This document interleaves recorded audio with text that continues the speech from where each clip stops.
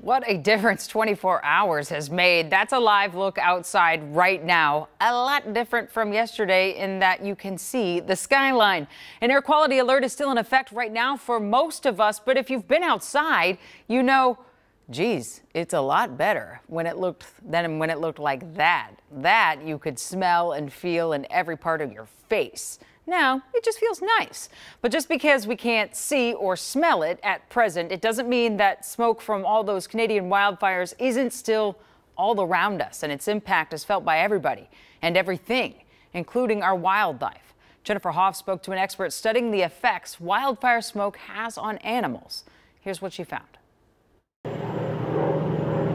In the span of just 6 weeks, hundreds of wildfires are now out of control across Canada, burning millions of acres and causing what will be the most destructive season on record there. It's a difficult picture. It's one conservation biology professor Karen Hodges calls especially concerning. So I am very concerned about how much fire we're going to see this year.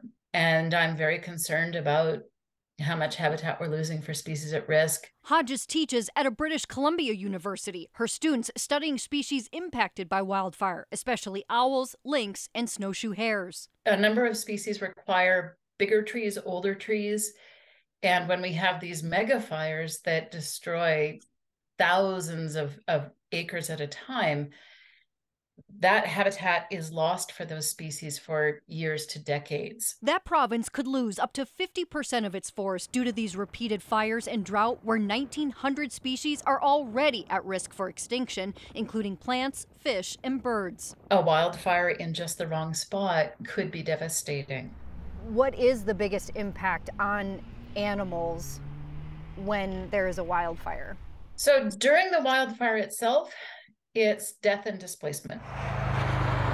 As for smoke, there's very little research, only a few dozen studies that investigate the impacts that has on animals. Hodges saying it appears they're responding like we are. That they get sore throats and watery eyes and fatigue and can't run as fast. And so the longer you are exposed to it and the higher the concentration that you're exposed to, the worse it is going to be physiologically. Besides animals, the fires also leads to soil erosion and increases the risk of flooding, while ash and a limited access to sunlight can impact crops. Experts saying the smoke didn't stick around long enough, nor was it thick enough to cause any damage here yet in Minnesota. Still, the wildfire crisis should be a wake-up call no matter where one lives. We have a lot of fire months left to come, and there's little sign that it's going to be suddenly a wet, cool summer. There are also wildfires burning in Minnesota, although they're not as big, some 500 or so just last month alone. And yesterday, there was a new one that broke out near the Gunflint Trail. This is prompting burning and campfire restrictions already that you need to keep in mind. Back to you.